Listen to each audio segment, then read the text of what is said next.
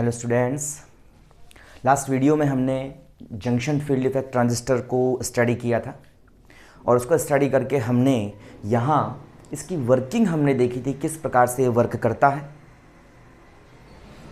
हमने सबसे पहले यहाँ इसको GS को मैंने नेगेटिव पोटेंशियल यहाँ पर दिया था, मतलब GS को ध्यान रखना है, इस GS को हमेशा आपको जो है रिवर्स बायस में जोड़ना है और इस ड्रेन और सोर्स को हमेशा फॉरवर्ड बायस में जोड़ना, बिकॉज हम चाहते हैं कि सोर्स से इलेक्ट्रॉन इंटर होंगे, मैंने पहले भी कहा था, और ड्रेन की तरफ इंटर होकर के यहाँ से आएंगे तो करंट आपका ड्रेन टू सोर्स होना चाहिए। तो वही चीज़ यहाँ पर हो रही है और हम चाहते हैं इस गेट को हम नेगेटिव पोटेंशियल यहाँ पर गेट को देता हूँ, मतलब एस के रेस्पेक्ट में गेट को मैं किस रखता हूँ, नेगेटिव पोटेंशियल पर रखता हूँ, जिससे हर बार इसको जो इसकी विड्थ हम इंक्रीज करते हैं। और इसके लिए मैंने लास्ट वीडियो में इसको काफ़ी अच्छे से समझाया है। ये हम इसका एक सर्किट सिंबल होता है, इसका सर्किट हम इस प्रकार खींचते हैं। हम एन चैनल जेफेट की बात कर रहे हैं। ये देखो मैंने VG लगा रखा है, VGS वोल्टेज क्रिएट किया है मैंने, और ये रिवर्स बायस की निकली है, यहाँ पर मैंने फॉरवर्ड बायस क्रिएट किया है। और हम ये इसका एक्सपेरिमेंटल सेटअप है। यहाँ मैंने कहा था हर बार आपको एक पिंच मिलता है, एक पिंच ऑफ वोल्टेज मिलती है आपको हर बार, मतलब कि ये आपका जो गैप होती है ना एन चैनल क्यों, क्योंकि आपको एन चैनल से आपका इलेक्ट्रॉन निकल के जा रहा है, एक चैनल मिल रही है छोटी सी, इसको एक पाथ मिल रहा है और पाथ के साथ बिल्कुल चुटकी जैसा, मतलब बिल्कुल पिंच जैसा। इसीलिए हमने यहां से कहा था भाई इसको पिंच ऑफ वोल्टेज मैंने वैल्यू नाम दिया था। और यहां पर ये दोनों लेयर कभी भी एक दूसरे को टच नहीं करती है, एक दूसरे के बहुत ज़्यादा नज़दीक हो जाती है लेकिन टच कभी नहीं कर सकती। क्यों? क्योंकि यहाँ पर सेम चार्जेस पॉजिटिव आपके होते हैं। PN जंक्शन आपने पढ़ा है, तो उसमें क्या होता है कि ये पॉजिटिव एक दूसरे पर जो है कूलॉम्स रिपल्शन फोर्स डालते हैं। इससे क्या हो जाता है, वो एक दूसरे से दूर ही रह जाते हैं और एक छोटा सा पाथ मिलता है इलेक्ट्रॉन को यहाँ से फ्लो होने के लिए, और मतलब कि रेजिस्टेंस आपका यहाँ पर बढ़ जाता है, जिससे आपकी करंट क्या हो जाती है, आपकी फिक्स हो जाती है। तो हमें एक सैचुरेशन करंट मिलता है। आफ्टर सम टाइम हमें देखते हैं कि जब वोल्टेज VDS की वैल्यू को मैं बहुत हाई कर देता हूँ, है ना, इस VDS को मैं क्या कर देता हूँ, बहुत हाई कर देता हूँ इसमें, तो यहाँ से क्या हो जाता है कि यहाँ से आपका माइनॉरिटी चार्ज के इस डिप्लेशन रीजन में और इसके बाहर के रीजन में बहुत ज़्यादा अवेलेबल हो जाते हैं, जिससे क्या होता है, हमने कहा है, हमने पढ़ा है PN जंक्शन कि रिवर्स बायस में एक हाई वोल्टेज पर डिप्लेशन और फिर से ब्रेक हो जाती है और माइनॉरिटी चार्ज के कारण से एक ह्यूज करंट, एक हाई करंट यहाँ से फ्लो होने लगता है। तो ये आपकी ब्रेकडाउन कंडीशन मैंने यहाँ पर शो कर रखी है। और हर वोल्टेज की, इस VGS की हर वोल्टेज के लिए मेरे पास में क्या हो रहा है, जो VP है आपका कौन सा पिंच ऑफ वोल्टेज, जो पीछे की तरफ यहाँ पर खिसक रहा है। और कैसे खिसका मैंने आपको समझा चुका हूँ मैं इसमें। इस वाले लेक्चर में हम डिस्कस करेंगे इसके कैरेक्टरिस्टिक्स कर्व के लिए, जिसके लिए मुझे VGS को नोट करना होगा, मुझे VDS को नोट करना होगा, मुझे इस ID करंट जो उसमें फ्लो हो रहा है उसको नोट करना होगा। तो उसके लिए मैंने यहाँ पर एक VGS लगा रखा है, वोल्ट मीटर, यहाँ VDS वोल्ट मीटर, और यहाँ पर मिली एम्पियर मैंने लगा रखा है। ये नहीं लगा रखा है क्योंकि यहाँ की इस गेट करंट की मुझे ज़रूरत नहीं है, मुझे सिर्फ VDS और ID और इस VGS में जो चेंजेस को नोट करना है। तो सबसे पहले हम क्या करते हैं, VGS को कांस्टेंट रख देते हैं और फिर VDS और ID की, VDS के रिस्पेक्ट में ID की डिफरेंट वैल्यू फाइंड करते हैं, जिसके लिए हमें पहला कर्व यहाँ पर मिलता है 0 वोल्टेज के लिए कुछ ऐसा। इसी प्रकार हम VGS की डिफरेंट कांस्टेंट वैल्यू के लिए ये हम VDS और ID के बीच में यहाँ पर हर बार वैल्यूज़ लेते हैं और ग्राफ प्लॉट करते हैं, तो हमें एज अ कर्व हमें यहाँ पर क्या मिलता है, एक जो है ग्राफ हमें देखने को मिलता है। यदि हम इस जितने भी पिंच ऑफ वोल्टेज है, इन सब पिंच ऑफ वोल्टेज को अपन एक कर्व से मिला दें तो हमारे पास में ये रीज़न आता है। इसमें देखो आप बिल्कुल देख रहे हो कि आपका जो VDS इस ID के डायरेक्टली क्या है, प्रोपोर्शनल में है। जैसे से आप VDS बढ़ा रहे हो वैसे से आपकी ID भी प्रोपोर्शनलिटी से बढ़ रही है। इस रीजन को अपन बोलते हैं लीनियर रीजन, या इसको बोल सकते हैं अपन ohmic region, because of ID is directly proportional to VDS और हम जानते हैं ओम्स लॉ से V directly proportional to I। तो उस कंडीशन में क्या हो जाता है, आपका यहाँ पर कुछ ना कुछ रेजिस्टेंस भी साथ में यहाँ पर वेरी करता है, इसका कोई ना कोई रेजिस्टेंस भी होता है इसका, इसलिए इसको ओमिक रीजन भी कह देते हैं। और साथ ही साथ क्यों बोलते हैं ओमिक रीजन, बिकॉज यहाँ पर आपका V directly proportional to I है। एज अ सिंपल कंडक्टर यहाँ पर आपका ये N चैनल जो जेफेट है वो वर्क कर रहा है। यहाँ से अगर हम सेकंड रीजन की बात करें तो सेकंड रीजन जो मुझे मिलता है वो रीजन मुझे मिलता है सेकंड वाला, और इस रीजन को बोलता हूँ मैं यहाँ पर सैचुरेशन रीजन।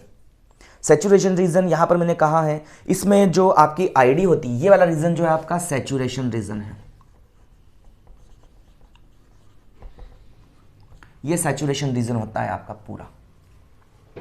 इसको सैचुरेशन रीजन इसीलिए बोलते हैं कि यहां पर जैसे जैसे मैं यहां पर आईडी की एक वैल्यू के बाद में वीडीएस की एक वैल्यू के बाद, मतलब पिंच ऑफ वोल्टेज के बाद आपकी आईडी जो होती है इस वीडीएस पर ज़्यादा डिपेंड नहीं होती और आईडी लगभग कांस्टेंट सी हो जाती है।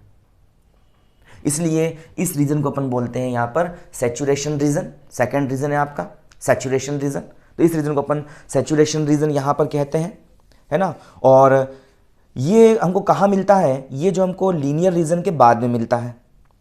और यहाँ पर एफईटी वोल्टेज जो होता है वीडीएस की एक बिल्कुल फिक्स रेंज के लिए, वीडीएस की एक फिक्स रेंज के लिए लगभग एक कांस्टेंट सोर्स की भांति यहाँ पर वर्क करता है। एज अ कांस्टेंट सोर्स यहाँ पर वर्क करता है, क्योंकि आईडीएस आपकी नहीं बढ़ रही, आईडी नहीं बढ़ रही है यहाँ पर आपकी, है ना। एक कांस्टेंट करंट सोर्स के अकॉर्डिंग ये वर्क कर रहा है ना। और यहाँ पर इस लीनियर रीजन की जो आपकी बाउंड्री होती है और जो आपके सैचुरेशन रीजन की जो बाउंड्री होती है, उस बाउंड्री की वोल्टेज को अपन क्या बोलते हैं, पिंच ऑफ वोल्टेज कहते हैं। दोनों प्रकार से कह सकते हो आप, है ना। तो पिंच ऑफ वोल्टेज क्या है, लीनियर रीजन और सैचुरेशन रीजन की जो बाउंड्री है वहां पर जो वोल्टेज मिल रहा है उस वोल्टेज को अपन क्या बोलते हैं, यहाँ पर पिंच ऑफ वोल्टेज यहाँ पर कहते हैं, ठीक है ना। तीसरा रीजन जो हमारे पास में होता है, थर्ड रीजन जो होता है हमारे पास में, वो होता है ब्रेकडाउन रीजन। ब्रेकडाउन रीजन आपका यहां बनता है। ये रीजन जो है आपका ब्रेकडाउन रीजन है। इस रीजन में क्या होता है कि इस रीजन में यहां VDS की वैल्यू को बहुत ज्यादा बढ़ाने पर, देखो ये हर बार ये भी क्या हो रहा है आपका, डिक्रीज हो रहा है या बार ये 0 वोल्टेज के लिए यहां पर VDS मुझे मिल रहा है। और जैसे मैं VDS की वैल्यू को इस लेवल तक ले जाता हूं कि यहां पर आपका डिप्लेशन लेयर फिर से ब्रेक हो जाए और चार्ज कैरियर यहां से यहां और यहां से ट्रांसफर होने लग जाए और एक ह्यूज करंट, एक बहुत हाई करंट यहां से फ्लो होने लग जाए, तो यहां पर ये जो वोल्टेज है ना, इस वोल्टेज को बोलते हैं अपन कट ऑफ वोल्टेज। इसको अपन बात कर चुके हैं रिवर्स बायस में। ये कट ऑफ वोल्टेज होता है आपका, या ब्रेकडाउन वोल्टेज भी कहते हैं इसको, ठीक है ना। हर बार VGS की वैल्यू बढ़ाने पर ब्रेकडाउन वोल्टेज भी क्या हो रहा है, यहाँ पर धीरे धीरे डिक्रीज हो रहा है। मतलब पहले से ही मुझे ब्रेकडाउन यहाँ पर मिल जाता है, इस अगर मैं इसकी नेगेटिव पोटेंशियल को बढ़ा देता हूं तो, ठीक है ना। मतलब आपकी ब्रेकडाउन वोल्टेज इस VGS की वैल्यू को बढ़ाने पर क्या होती है, डिक्रीज होती है। तो थर्ड मैंने बोल दिया ब्रेकडाउन।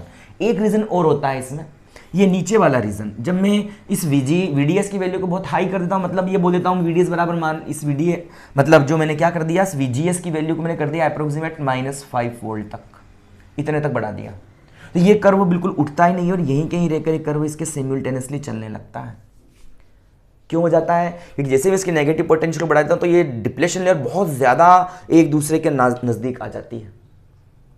मतलब इस कंडीशन में आपका VDS आईडी जो होती है वो VDS पे बिल्कुल डिपेंड नहीं करती, आईडी लगभग अप्रोक्सीमेट 0 सी होती है, क्योंकि पहले से आ गया ना आपका। और अगर आप VDS की वैल्यू बढ़ा रहे हो, इसके पॉजिटिव पोटेंशियल को बढ़ा रहे हो, तो ऑलरेडी यहां पर ये लेयर इतनी पास आ चुकी है, ये जो आपका रीजन है इतना कम हो चुका है कि कोई भी इलेक्ट्रॉन यहां से निकल के यहां नहीं जा पाता है। और अगर आप VDS की वैल्यू को और बढ़ा देते हो तो उस कंडीशन में क्या हो जाता है आपका, बहुत ज़्यादा यहाँ पर ये और डिप्लेशन लेयर की विड्थ और कम हो जाती है, मिलती कभी नहीं है लेकिन बहुत ज़्यादा एक दूसरे लगभग टच सी कर लेती है आकर के। इस इलेक्ट्रॉन को फ्लो के लिए कोई भी पाथ नहीं मिल पाता है। तो ये जो रीजन है ना आपका नीचे वाला, इस रीजन को यहाँ पर बोलता हूँ मैं कट ऑफ रीजन। या मैं यहाँ पर एक लाइन ड्रॉ कर सकता था हल्की सी पतली सी, इस तरह से यहाँ से ऐसे करके, और ये ऐसे ऐसे ये वाली, इस रीजन को बोलता हूँ मैं कट ऑफ रीजन। बहुत हल्का सा ये रीजन आपका यहाँ पर होता है। तो इस तरह से इन 3-4 रीजंस की हम यहाँ पर बात करते हैं और इस तरह से अपन जो है यहाँ पर इस common source drain characteristics curve को यहाँ पर स्टडी करते हैं।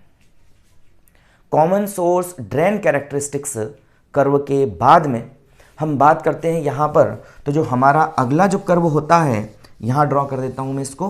तो ये जो कर्व होता है आपका अगला, इस कर्व को मैं बोलता हूँ यहाँ पर, और ये कर्व है आपका ट्रांसफर कैरेक्टरिस्टिक्स। इसको बोलता हूं मैं ट्रांसफर कैरेक्टरिस्टिक्स।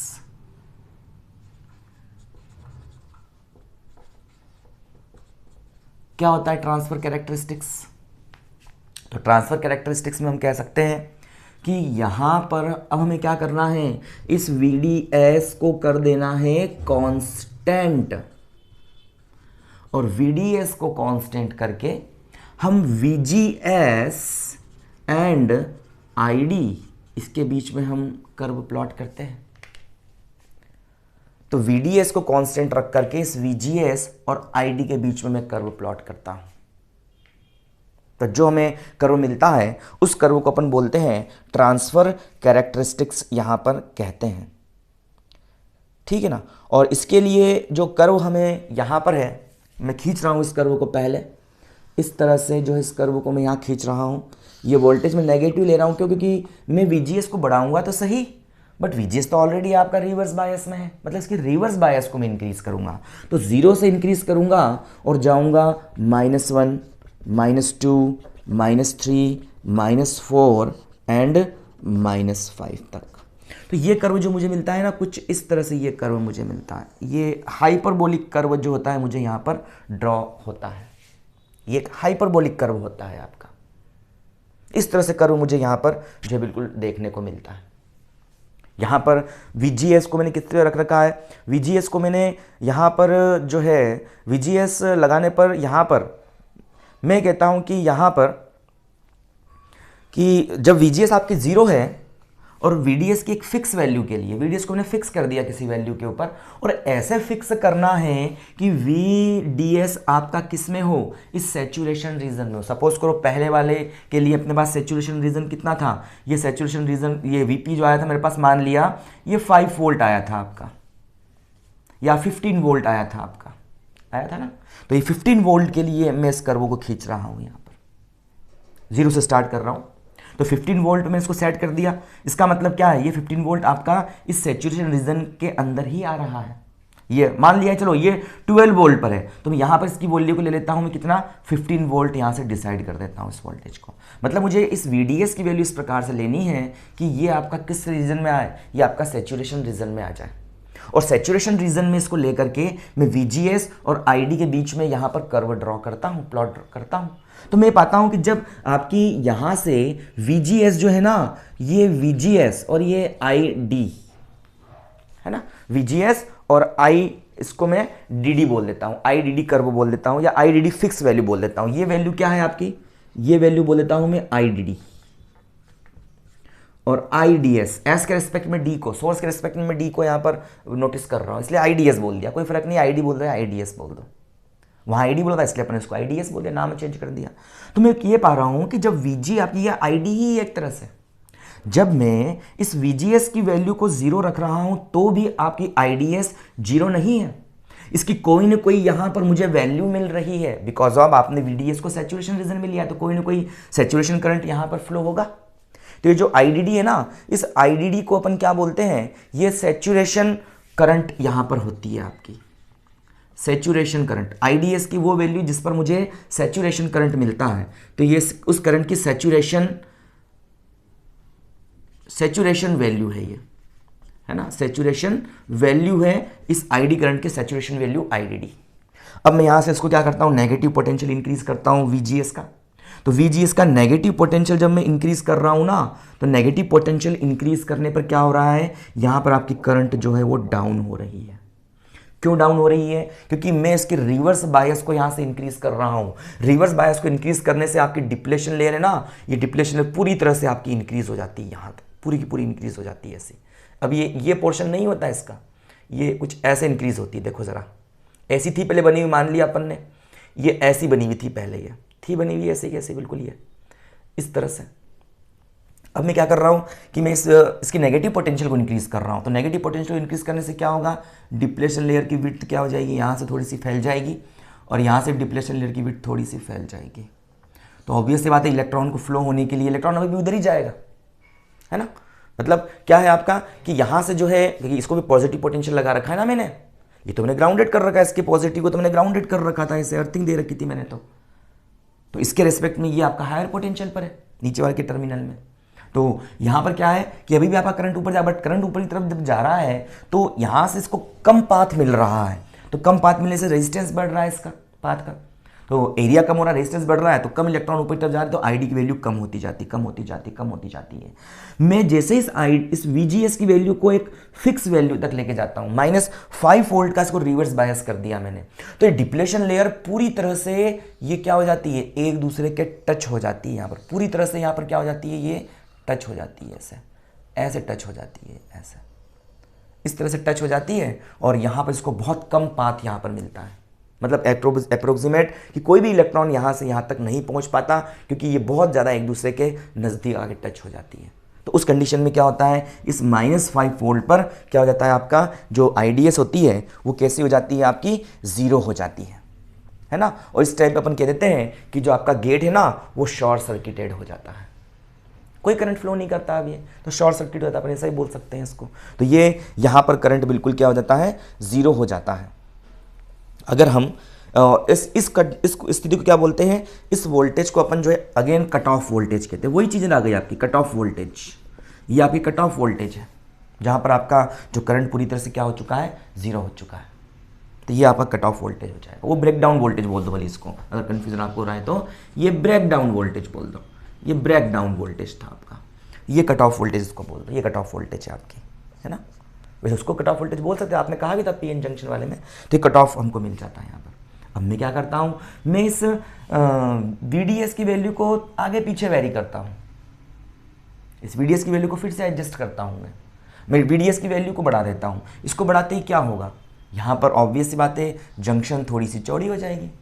इसका मतलब कि ये आपकी करंट जो होगी ना, ये करंट आपकी पहले ही इस VGS की कम रिवर्स बायस वोल्टेज पर ही ये 0 हो जाएगी। तो ये कंडीशन हमें यहाँ पर मिलेगी।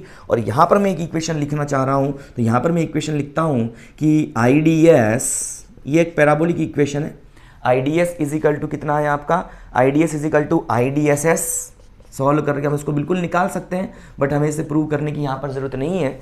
1 - VGS अपॉन में VP, VGS अपॉन में VP का होल स्क्वायर, ये एक पैराबोलिक इक्वेशन आपकी है यहाँ पर। अरे कितना है, y इज इक्वल टू कितना है, ये आपका x है, तो AX स्क्वायर, तो एक पैराबोलिक इक्वेशन है बिल्कुल आपकी।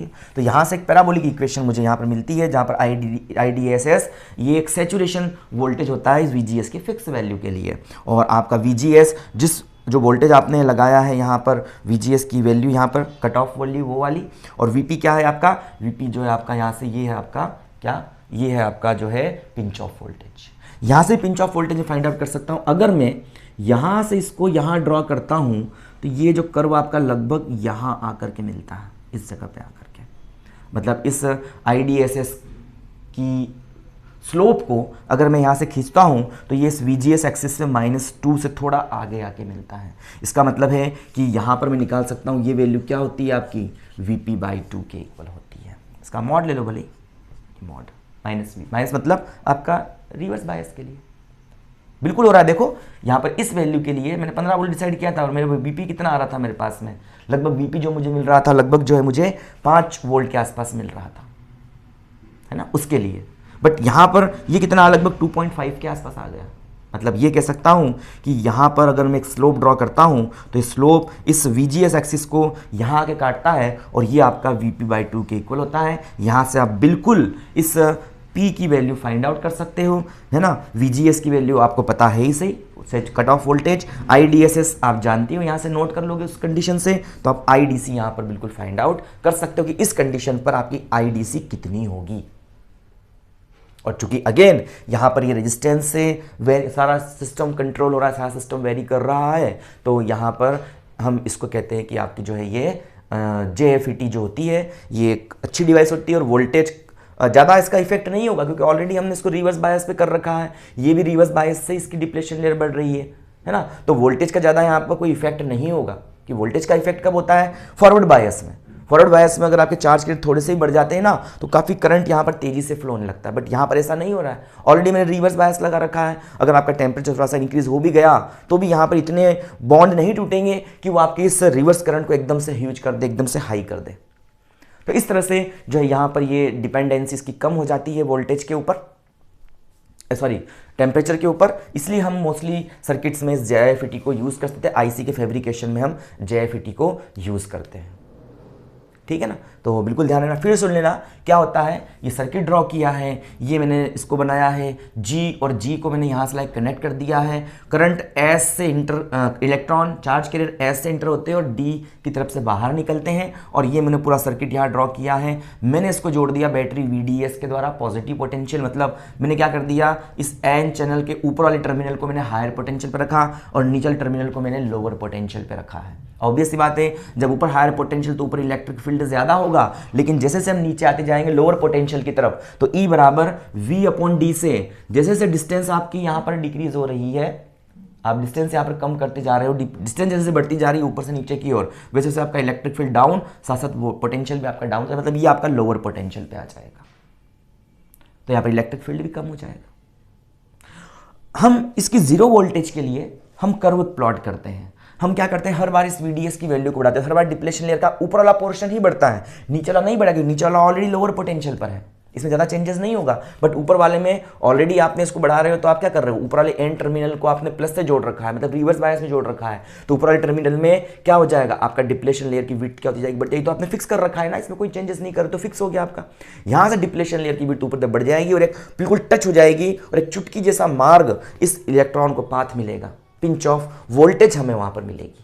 फिर हम इस VGS की वैल्यू को बार बार वेरी कर रहे थे, वेरी करके हमने हर बार देखा और नोटिस किया कि पिंच ऑफ वोल्टेज आपका घट गया, डिक्रीज हो गया। 3 रीजन लिए, ट्रांसफर कैरेक्टरिस्टिक्स खींचा इसका मैंने, इसको कॉमन सोर्स VGS को कॉन्स्टेंट रखे VDS और ID के बीच में, और फिर मैंने क्या किया, इस VGS की डिफरेंट फिक्स वैल्यू के लिए मैंने हमेशा हर बार क्या किया, इसकी वैल्यूज को पढ़े। 3 रीजन लिए मैंने, saturation region, cut off region और ये आपका ओमिक रीजन। ओमिक रीजन क्यों बोला था मैंने इसको, क्योंकि यहाँ पर जो है आपका क्या हो रहा है, यहाँ पर आपकी जो V directly proportional to I है, V directly proportional to I है, लीनियर रीजन है ये। फिर हमने सैचुरेशन रीजन में कहा कि VDS ID जो VDS से डिपेंड नहीं करती, सैचुरेशन मिल जाता है मुझे। और इस रीजन में यहाँ पर जैसे मैं इस वोल्टेज को हाई करता हूँ तो VDS की एक फिक्स वैल्यू के ऊपर एकदम से मुझे ब्रेकडाउन मिल जाता है और ब्रेकडाउन वोल्टेज मुझे मिल जाता है। जैसे जैसे मैं इस नेगेटिव वोल्टेज को, इसके नेगेटिव पोटेंशियल को इंक्रीज करता हूँ, रिवर्स बायस को इंक्रीज करता हूँ, तो आपकी VP भी डिक्रीज होती है, पिंच ऑफ वोल्टेज, और साथ ही साथ आपका ब्रेकडाउन वोल्टेज भी डिक्रीज होता है, और ये मुझे कर्व यहाँ पर फाइंड आउट होता है। फिर हमने खींचे ट्रांसफर कैरेक्टरिस्टिक्स, उसके लिए हमने VDS को कांस्टेंट कर दिया। कांस्टेंट कहाँ पर करना है, कांस्टेंट आपको इस सैचुरेशन रीजन में जाके ही करना है, इसके पहले कांस्टेंट मत कर देना, मतलब पहले आप नोटिस कर लोगे, सारा सब कुछ नोट कर लोगे, रीडिंग वगैरह। तो आपको इस VDS की वैल्यू ऐसे रखनी है कि सैचुरेशन रीजन में आप पहुंच जाओ, कुछ भी रख दो 15, 17, 18, लेकिन होना सैचुरेशन रीजन में चाहिए, मतलब न इससे पहले न इसके बाद, ब्रेकडाउन पे भी नहीं पहुंचना है आपको। उस सैचुरेशन रीजन में रख के अपन VGS और ID के बीच कर्व खींचते हैं। तो मुझे सैचुरेशन करंट पहले से ही मुझे मिल गई और नेगेटिव पोटेंशियल को बढ़ा रहा हूं तो एक कर्व मुझे पैराबोलिक मिल रहा है, जिसका इक्वेशन ये होता है। यहां पर 1 वोल्टेज के ऊपर क्या हो जाता है, अगेन यहां पर करंट क्या हो जाती है, फिर से 0 हो जाती है। इसको अपन बोलते हैं कट ऑफ वोल्टेज VGS, ये वाली वैल्यू। और मैं यहाँ से एक स्लोप ड्रॉ करता हूँ इस IDD की फिक्स वैल्यू से, तो जिस जगह इस VGS एक्सेस को आके क्रॉस करती है वो आपको VP/2 की वैल्यू देता है। उसका हाफ कर दोगे तो अपने पास VP मिल जाएगा। उस VP वैल्यू VGS की वैल्यू को यहाँ रख करके पुटअप करके IDSS की वैल्यू आपके पास जानते हो, या IDD बोल दो या IDSS बोल दो, एक ही बात है। तो ये IDS की वैल्यू मैं जानता हूँ और यहाँ से IDS ये है, तो IDC या IDS में यहाँ से निकालता हूँ, IDS is equal to IDSS, ये वाली वैल्यू, और ये मैं फाइंड आउट कर सकता हूँ इजीली से, ID की वैल्यू फाइंड आउट कर सकता हूँ। ठीक है, तो इस प्रकार से अपन जो है इस कर्व को खींचते हैं और ये आपके पास में होता है junction field effect transistor. Clear है, ये आपको अच्छे से समझ में आ गया होगा। अब हम यहाँ अगले जो बात करने जा रहे हैं, देखो आप पी चैनल भी बना सकते हो इसमें। पी चैनल में इसमें डिफरेंस क्या है, अगर आपको इसको पी चैनल का बनाना है तो क्या करोगे, आप ये पी चैनल ले लोगे, ऑब्वियस सी बात है, और ये आप एन टाइप का ले लोगे, ऑब्वियस सी बात है। जब ये एन टाइप का उसको रखना रिवर्स बायस में है तो आपको इसको ऐसे रखना पड़ेगा, और ऊपर की तरफ भी आपको क्या करना पड़ेगा, इसको माइनस और इसको प्लस प्रोवाइड करना पड़ेगा। ऐसे आपको वैल्यू करनी पड़ेगी इसकी, ऐसे। ये अगेन रिवर्स बायस में हो चुका है। देखो ऊपर ये आपका P जो है ये जुड़ गया माइनस से, तो ऊपर आपका पोटेंशियल हाई है, नीचे पोटेंशियल लो है। सेम वर्किंग है, सेम यही डिप्लेशन लेवल फिर से बढ़ेगी, वापस वैसा वैसा होगा, लेकिन सर्किट आपका चेंज हो जाएगा। वहाँ पर ये हो जाएगा आपका plus and this will become minus, और ये माइनस ये प्लस, बाकी सब कुछ वैसा का वैसा। और ये आपका एरो अंदर चेंज हो जाएगा, ये बाहर की तरफ एरो लग जाएगा इसमें। और यहाँ पर भी आपका ये बन जाएगा प्लस, ये बन जाएगा माइनस, ये बन जाएगा माइनस, ये बन जाएगा प्लस, ये minus, and this terminal becomes two plus. Same position मुझे अभी भी मिलेगी, है ना, सेम पोजीशन मुझे अभी भी मिलेगी। अब मैं इसको फिर से वेरी करूंगा यहाँ से मैं, और सेम कर्व मुझे अभी भी फिर से फाइंड आउट होगा। तो सेम सिचुएशन रहेगी, सब कुछ सेम रहेगा, बट हम एनपीएन को ज़्यादा यूज़ करते because the working of NPN is more efficient and more, बहुत ज़्यादा एक्टिव होता है एनपीएन आपका पीएनपी के कंपैरिजन में। पीएनपी में चार्ज कैरियर इधर से उधर जाते हैं, होल्डर ट्रांसफर होता है, तो थोड़ी इसमें कंडक्टिविटी में थोड़ा समय लग जाता है, बट एनपीएन तुरंत ही वर्क करता है आपका यहाँ पर। तो इस तरह से मैं इसको यहाँ पर बिल्कुल ड्रॉ कर सकता हूँ, और इस तरह से अपन जेएफईटी के लिए आपको समझाया है मैंने एन चैनल। आप पी चैनल को भी बिल्कुल इसी प्रकार से आप ड्राइव कर सकते हो, इसी प्रकार से आप उसकी वैल्यूज़ को फाइंड आउट कर सकते हो। तो ये हो गया आपका जेएफईटी, जंक्शन फील्ड इफेक्ट ट्रांजिस्टर। अब हम बात करते हैं यहाँ पर मॉसफेट की। तो मॉसफेट इससे ज़्यादा बेस्ट है, ज़्यादा अच्छा इससे और अच्छा वर्क करता है वो, है ना। उस मॉसफेट में जैसे मैंने इसको कहा था इंसुलेटेड भी कहा था मैंने उसको, ठीक है। मॉसफेट जो उसको कहा था मैंने उसको कहा था इंसुलेटेड टाइप भी कहा था मैंने उसको। मैंने कहा था भाई यहाँ पर अपन एक इंसुलेटर को यूज़ करते हैं, इंसुलेटेड गेट पर अपन एक इंसुलेटर को यूज़ करते हैं। तो अगला जो होता है आपका यहाँ पर मॉसफेट होता है ना। मॉसफेट का मतलब होता है metal oxide field effect transistor, ठीक है। सब कुछ सेम रहेगा इसमें, बट थोड़े रीजन अपन थोड़े अलग तरीके से लेंगे। इसके अंदर चैनल फिर से आएगा आपके पास में, इसमें भी एन चैनल होगा, इसमें भी पी चैनल होगा। जैसे मैंने पिछले में बात करी थी एन चैनल की, तो इसमें भी मैं एन चैनल की ही बात करूंगा। उसके लिए हम सर्किट ड्रॉ करेंगे, उसके लिए हम कैरेक्टरिस्टिक्स कर्व यहाँ पर बिल्कुल देखेंगे। इसको अपन बोलते हैं यहाँ क्या, इसको अपन बोलते हैं इंसुलेटेड गेट। क्यों बोलेंगे इसको इंसुलेटेड गेट? क्योंकि यहाँ पर गेट पर हम एक इंसुलेटर को यहाँ पर जोड़ेंगे। इसमें एक वर्किंग होगी आपकी, और वो वर्किंग कौन सी होगी आपकी? कैपेसिटर की वर्किंग होगी। एक कैपेसिटर की भांति ये वर्क करेगा। हम जानते हैं कि यहाँ पर जब आप कैपेसिटर की एक प्लेट को पॉजिटिव चार्ज दे देते हो, दूसरी प्लेट को नेगेटिव चार्ज दे देते हो, तो ये चार्ज रहता है और कोई ना कोई पोटेंशियल, कोई ना कोई इलेक्ट्रिक फील्ड को जनरेट करता है। अगर हम इसके बीच में कोई एक डाइलेक्ट्रिक मीडियम रख दें, डाइलेक्ट्रिक मीडियम से आपका मतलब क्या है? इंसुलेटर। इंसुलेटरी डाइलेक्ट्रिक मीडियम है, बहुत पढ़ चुके हैं आप इसके बारे में अपनी छोटी क्लासेस में। तो ये आपका डाइलेक्ट्रिक मटेरियल है। तो डाइलेक्ट्रिक मटेरियल रखने से क्या होगा? इसका कैपेसिटेंस इंक्रीज हो जाएगा। डिस्टेंस वैसे की वैसे, सब कुछ वैसा का वैसा ही इसके अंदर, प्लेटों का एरिया भी वैसा का वैसा है, बट उस कैपेसिटेंस को इंक्रीज करने का मतलब है कि इसके ऊपर चार्ज क्या हो जाएगा आपका? इंक्रीज हो जाएगा। कैपेसिटेंस क्या होता है? चार्ज को अपने अंदर स्टोर करने की जो आपकी इफिशियंसी होती है, चार्ज को अपने अंदर स्टोर करने की जो यहाँ पर कैपेसिटी होती है, उसको बोलते हैं अपन कैपेसिटेंस। तो ऑब्वियसली इसके कैपेसिटेंस बढ़ेगा, इसका मतलब क्या है? ये ज़्यादा चार्ज को अपने ऊपर स्टोर करेगा, इसके ऊपर चार्ज की वैल्यू क्या हो जाएगी? बढ़ जाएगी। यही आपका इस इंसुलेटर गेट के साथ इंसुलेटर को कनेक्टेड करने से होता है। वहाँ पर एक कैपेसिटेंस की कंडीशन भी बिल्कुल यहाँ से फॉलो होगी। बिल्कुल यहाँ से आपका ये बनेगा आपका कैपेसिटेंस। तो ध्यान रखना, इस चीज़ को मैं यूज़ करने वाला हूँ अगले सेक्शन में। भाई डाइलेक्ट्रिक मीडियम रखने से, यहाँ पर डाइलेक्ट्रिक मीडियम के रूप में बस सिलिकॉन डाइऑक्साइड का यूज़ करते हैं। यहाँ पर अपन एक इंसुलेटर होता है, ये इसको अपन यूज़ कर देते हैं इसके अंदर। इससे क्या हो जाता है कि आपकी दोनों बिलो और लो, अपर साइड और बिलो साइड दोनों जगह पर क्या होता है? यहाँ पर चार्ज ज़्यादा इंक्रीज, अपोजिट चार्ज और ज़्यादा चार्ज इकट्ठा हो जाता है आकर के। तो ये आपकी कंडीशन इसमें यहाँ पर होती है।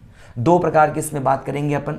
एक बात करेंगे अपन ई टाइप और दूसरा बात करेंगे अपन डी टाइप, है ना। इसको बोलते हैं इनहैंसमेंट टाइप, और दूसरे की बात करेंगे अपन ये डिफ्यूजन टाइप, ठीक है ना। ये इसी का ही सब्स्टिट्यूशन है ना, इसके जैसा ही बिल्कुल होता है। ये कोई ज़्यादा डिफरेंस नहीं दोनों में। मोस्टली हम इसको ज़्यादा यूज़ करते हैं, डायरेक्ट बना देते हैं पहले से इसको वैसा अपन, जैसा इसमें बनता है बाद में, वर्किंग के बाद में। तो ये आपका इनहैंसमेंट टाइप और डिफ्यूजन टाइप। वीडियो आपको इस समझ में आ गया होगा जो मैंने समझाया है। ये चीज़ अगर आपने समझ लिया है तो आपको इस इन्हेंसमेंट टाइप, इस मॉसफेट को समझने में किसी प्रकार से कोई भी परेशानी आप लोगों को क्रिएट नहीं होगी। और इस प्रकार से हम नेक्स्ट अपने वीडियो में इस इन्हेंसमेंट टाइप मॉसफेट की यहाँ पर बात करेंगे।